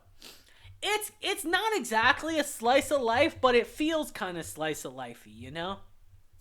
It's just a very comfy show that I found myself smiling watching. You know, I didn't dislike it at all, honestly. But I couldn't say it's like super, super good or anything like that. Like, it's not the type of show that's gonna like really stand out this season. I don't really think so. But I don't think it's inherently bad. I don't think you'll have a bad time watching this series. It's just, it's mid, you know? It's middle of the road. It's not terrible. It's really not. It's not terrible. It's just, it's a feel-good show. And I don't mind these shows anymore as I get older. So, teaching our noble lady naughtiness, I feel like right here is good. It feels weird putting it on the same tier as Excalibur Academy over here, but we'll put it here. It's better for sure. I liked it way more than that show. I'll tell you fucking that right now. But I don't know. It's mid. Comfy little show. Not really too much more to say on it besides that. I enjoyed it. I enjoyed how over the course of the show that I can't even remember his name. I can't even remember our main character's name. It's just everyone calls him the Demon Lord, to be honest. I just liked how over the course of the show, he just helped her to express herself more, you know? Be more open, be more honest with people and herself in general. That it's not a bad thing to like take pleasures out of the world. To take pleasure in things. To enjoy things. It's not a bad thing. Just a really simple, straightforward concept. Let's move on to the next one. Because we only got a couple more. And I got a good amount to say about the last ones. These last 5. I know the 2 I want to save for last. I know the 2 I'm saving for last for sure. Let's talk about Girlfriend Season 2 next. Bro. How do you release this show in the same season as 100 Girlfriends? How do you do that? That being said, it's actually not even that being said. Let's actually talk about it. This show, if 100 Girlfriends is like the perfect harem series, because I think it is. I think it's the perfect harem series, actually. This show is like a cluster fuck of a harem. That being said, it's solid. You may think, what? You're putting it above these other shows? It's going in the back of solid. Don't get me twisted on that. But like, damn, this is a very even list, actually. Now that I'm looking about it, this is a pretty damn even list. I didn't plan it that way. It's solid. I don't think it's like, well, no, it's mid. It's mid, let's be real. I'm being real here. It can go to the front of mid because I at least had fun with it. It's mid. Let's be real here. I tried to talk myself into putting it in solid, but I couldn't. Just, how do you have a show in the same season as 100 Girlfriends with the almost fucking identical plots, with our main character just having multiple girlfriends? But here's the thing. 100 Girlfriends is a parody series. It's a comedy. It's played for laughs. It's not taken seriously. And that's what makes it great. Girlfriend, it is taken seriously. Obviously, it's a comedy still, and there's still very slapsticky moments, but it is taken more seriously in this show. And it's just, I think you can't really do that. You can't do that with a show like this, dude. A series with multiple girlfriends, which the redhead, I can't even remember her name, dude. It's not that remarkable. It's mid for sure, but I enjoy watching it because it's just ridiculous. 100 Girlfriend makes me laugh in the best way. This show makes me laugh in not the best way. The redhead fucking hates that they're all in a polygamous relationship, by the way. I remember that very specifically. And I remember that our fucking white-haired girl here didn't even get introduced until like the very end of the first season. And she's a big part of this season. It's just, you can't take this show seriously, man. That's the big drawback of it. It's just like, they should have played it more for laughs, but instead, they try to be a little more serious on the topic, and it's just, you can't with a topic that ridiculous. That's why. And then they release it in the same season as the definitive perfect harem. Like, come on now. Like, I just can't. You can't do that. It's like they sabotaged this series already. They should have put this in this season, honestly. Or the season before 100 Girlfriends. Putting it in the same season as it is suicide for it. And our main character, what's his name, Naoya? I think it was Naoya. Bro, he don't hold a candle to Rentaro. But he's kind of a similar character. Very straightforward. Very dumb, I might add. Very dumb. But he's very straightforward, and he tries his best to put everyone's needs above his own. He tries to be the perfect boyfriend for all of them. But he don't do it like Rentaro because the show takes it more seriously than 100 Girlfriends, which is just a ridiculous, over-the-top show in general. It's actually impossible to talk about Girlfriend without talking about 100 Girlfriends. It's just, I don't know, dude. It's if Girlfriend is if 100 Girlfriends wasn't good. As if they didn't have a character like Rentaro, or the girlfriends weren't as great as they were. It's just a worse version of 100 Girlfriends. That's what Girlfriend really is. Let's be real and take this at face value. That's what it is, man. That's what it is definitively. And it's a shame, but that's where it is. It's mid. It's mid. It doesn't hold a candle to this series. That's where it's going. It's going in mid. Not really too much to talk about, honestly. Just the worst version. Flat out. I'm sorry. That's just all it is. So let's move on to the next one. I already know which one I want to talk about next because I know which ones I want to end on. Let's talk about, what is this? Our dating story.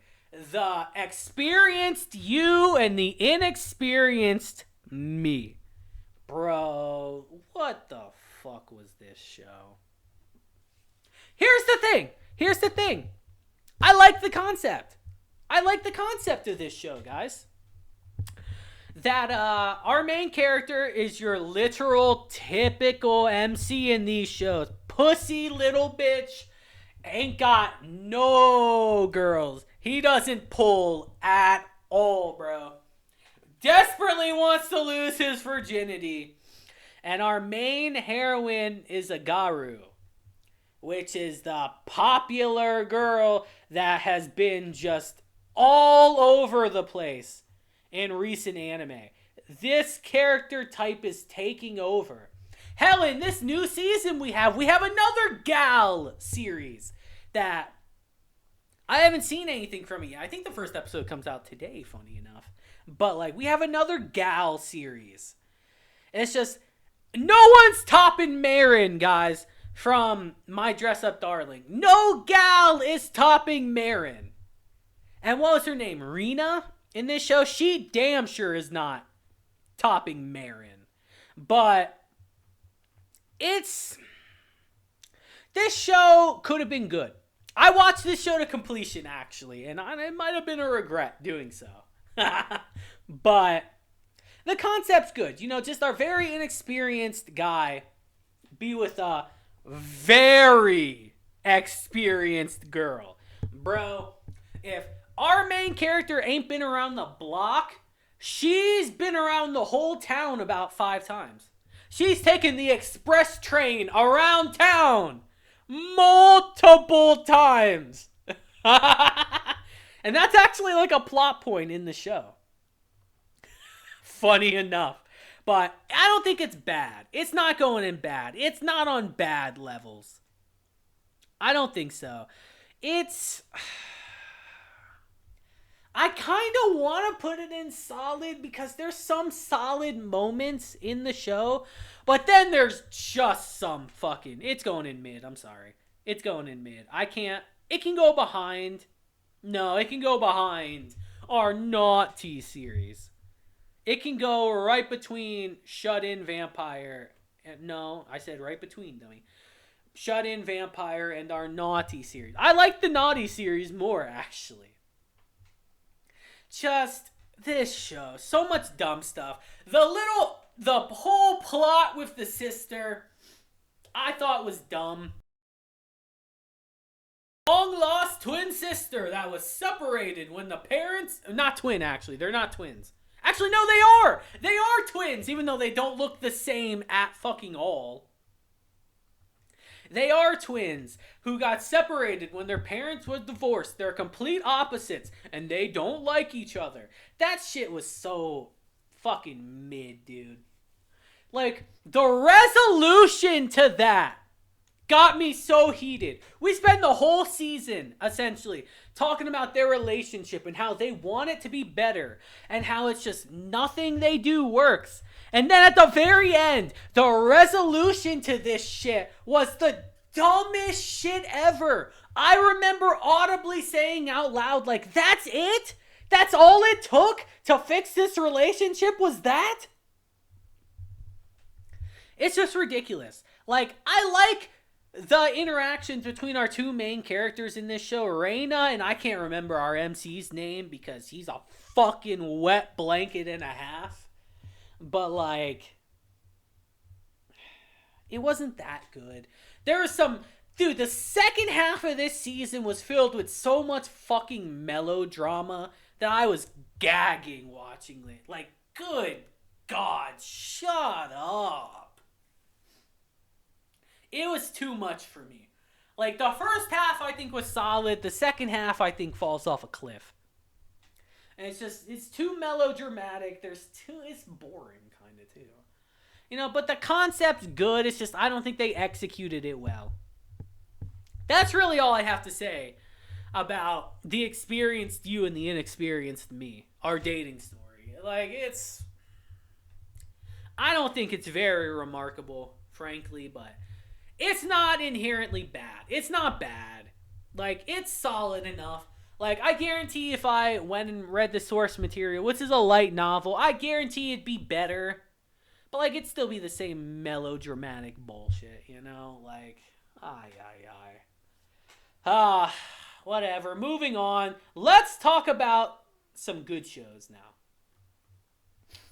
Let's talk about some of the best shows in this season. Let's start with Shangri-La Frontier, actually. Because out of these shows, it's the one I got the least to talk about. That's right, baby! Oh, boy. These next two after Shangri-La Frontier. Oh, man. All right. But Shangri-La Frontier.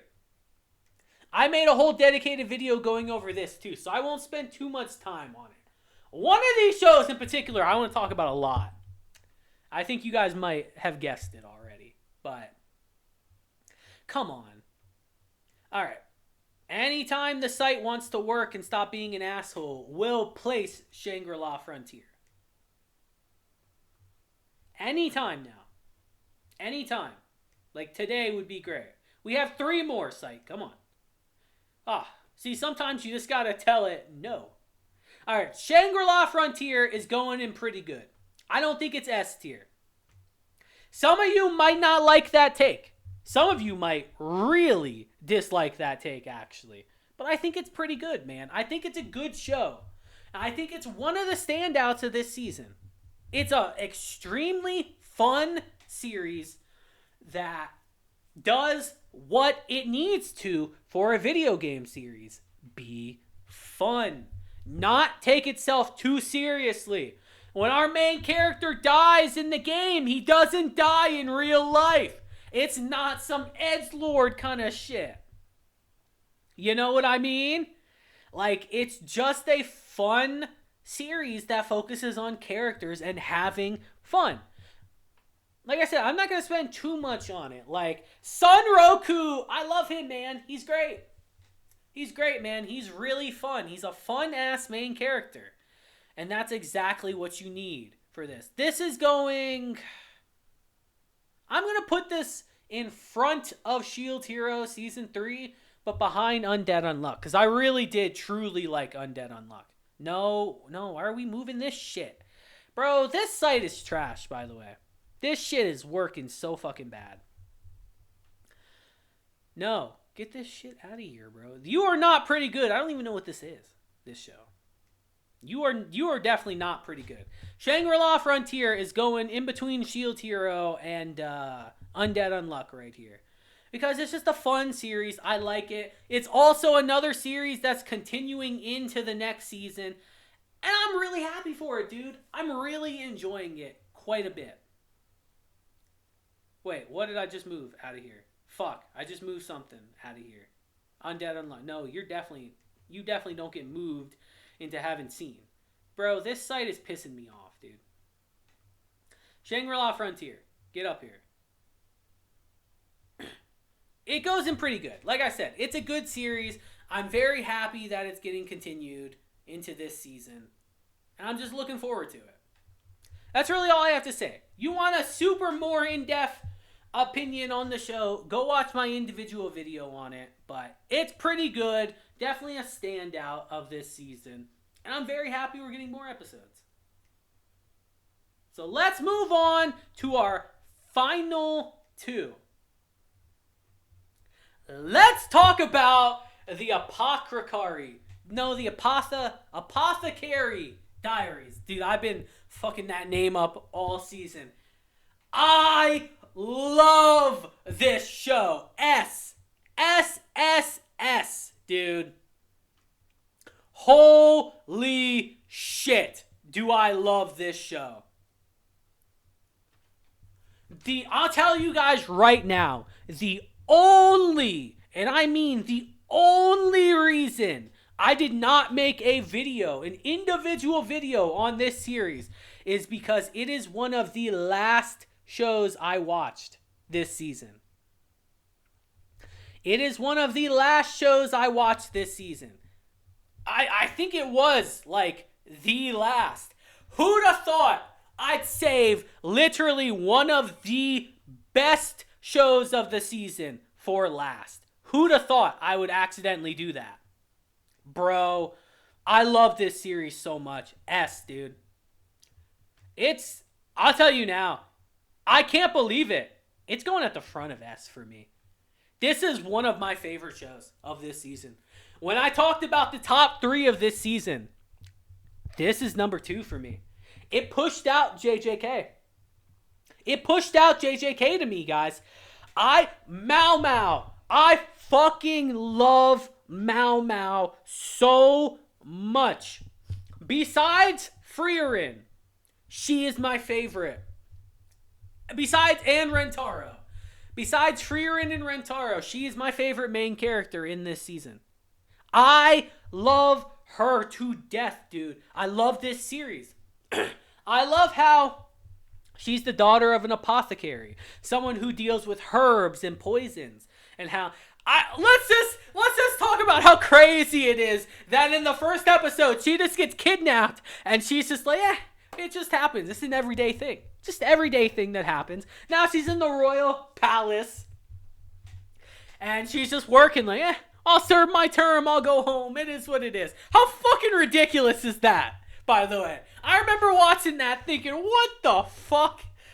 I love LMAO to death. I love the fact that this show kind of doubles as like a detective series in a way. Of how she goes around as... Hold on, before we get into that, let's talk about how she even gets to her position. Because this series, you could say, is a political series, actually, in a way. Kind of, sort of, not really. And it really revolves around the concubines of the emperor. The series is based on China. It's not in China. It's just a country that's based on, I think, 15th century China. And how two of the concubines actually had children. And the children were sick. Both of them. Including the mothers. They were sick as well. And they couldn't figure out what was happening. And LMAO was able to deduce. I'll tell you this because it's not exactly... it is a spoiler, but who cares? I want to talk about this show. LMAO was able to deduce that it was the face paint that was getting them sick. And she tries to tell one of the concubines because in this series, in the palace at least, the concubines are like... They're the emperor's wives, potentially. So they hold a lot of power. They are important people in the palace. And she tries to tell one of them secretly, because she doesn't want to be in the spotlight or anything, that, hey, like, I figured out what's happening. You need to stop using this. Like, your child could die. And she doesn't listen. And lo and behold, the child, who is a boy, who is going to be the prince, dies. And it's a huge thing. And how one of the officials here, which we'll get into in a second, one of the officials here finds this note and realizes that it's from her. So he brings her in, Jinshi. I like Jinshi. I didn't like him at first, but I really like Jinshi over the course of the series. Brings her in and says, I can use someone like you. You're going to be my toy. He literally calls her specifically a toy in the show. And he assigns her as one of, a handmaiden?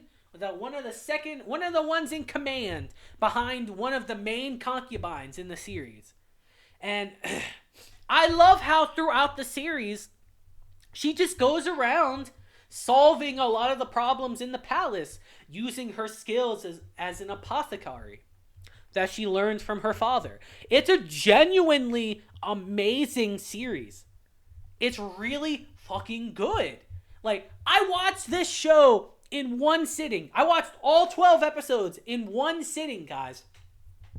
Do you know, I didn't know it was 24 episodes, by the way. Do you know how happy I was when episode 12 ended and I realized, oh wait, that's not an ending. We're getting more? I was fucking happy as hell. I love this series, dude. It's so good.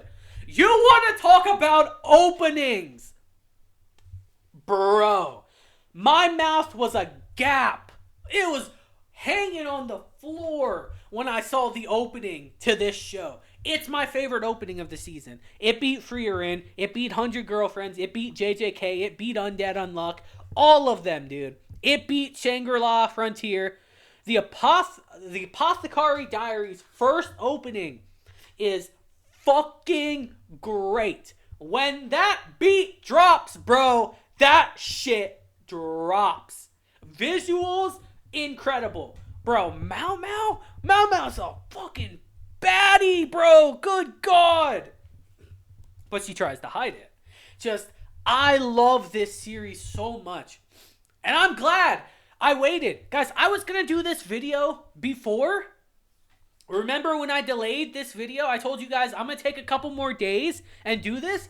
I hadn't seen this show. I was going to do this list without seeing the Apothecary Diaries. What a fucking fool I would have been doing that. Flat out. Fucking moron I would have been. And I would have skipped out on one of the best shows of the season. Easily. I love this show. It's so fucking good. I'm so happy it's continuing. You will get videos on it from me. At the very least, you will get a video at the end of the season. For sure. On this show. Going over the whole show. It's fucking great. I love it. Top of S right now. But. There is one series on this list that I think is kind of unquestionably the top of this list. You know, guys, before coming into this list, I had Jujutsu Kaisen actually as the number one. Just because I saw so much discussion, so much talk about it. It was so hype every single week. So many people were watching it, even normies. But I think the series that encapsulates this season of anime, fall 2023, the most, is Frieren. This show, it's so good. It's so good. I'm not going to go over it too much. I made a full dedicated video of this on my channel. It's actually the last video that I did on my channel a couple days ago. Go watch that video. I lay out my thoughts completely and utterly on Frieren in that video. This series is the definition of the best easily. These 5 series: Frieren, Apothecary Diaries, Pluto, 100 Girlfriends, and Jujutsu Kaisen. These 5 shows are easily the best of this season, and I think stand out the most. And I think Frieren is in front of all of them, man. And it's crazy. They have enhanced this series to the utmost degree. It was already an amazing manga. Don't get it twisted when I say that. Like, the artwork and just the emotion in the panels, you feel them, bro. You literally feel it in the manga. It's fucking great. I think the anime surpassed it. It did it better. It took the manga, which is already incredible, and it made it better. It enhanced it.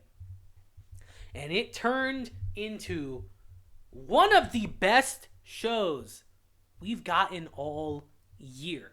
I think Frieren is one of the top 10 shows of the year. Spoiler for another video I'm going to do soon, by the way, but it is, dude. Flat out, definitively. Frieren is incredible. Go watch that video. I'm telling you guys, I go into detail on why I believe it's amazing. I'll even give you a little spoiler. It's about the characters. Amazing characters. And just what those characters mean to you as a person and to your journey itself. What more do I need to say? This is our list. I think this is a pretty damn good list, actually. I definitely can see some of these you guys having a problem with, but tough shit, it's my list. To be blunt, it's my fucking list. I don't really care. But I think this is a good-ass list. A good representation of this season. I am upset I couldn't get to some of these, but I will in my own time, and we'll talk about them. Specifically, Dr. Stone, Faraway Paladin, freaking, where is it? Where'd it go? Freaking Magnus's Bride, Season 2. And, dude, I can't believe I'm blanking on the name right now. I actually am blanking on the name! What the hell? I like this show a lot. I'm blanking on the freaking name. What is it? You guys are looking at me like I'm crazy right now. What is it, man?